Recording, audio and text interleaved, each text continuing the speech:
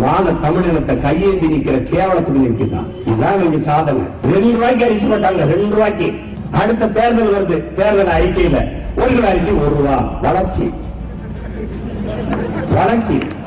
2 ரூபா கொடுத்து கூட வாங்கி சாப்பிட்டு வயிறு வளர்த்து உயிர் குலைக்க முடியல. பக்கத்து போயிட்டான் தமிழ. 1 ரூபாய் ஆக்குறாங்க. டெவலப். இது 5 ஆண்டு முடிஞ்சிருச்சு. அடுத்து தேர்தல் அறிக்கை, அதுவும் வேணாம்டா, இலவசம்.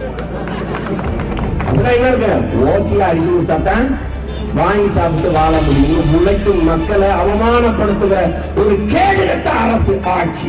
நமக்கு தந்திருக்க வேண்டிய இலவசமே கல்வியும் மருத்துவம் தான்.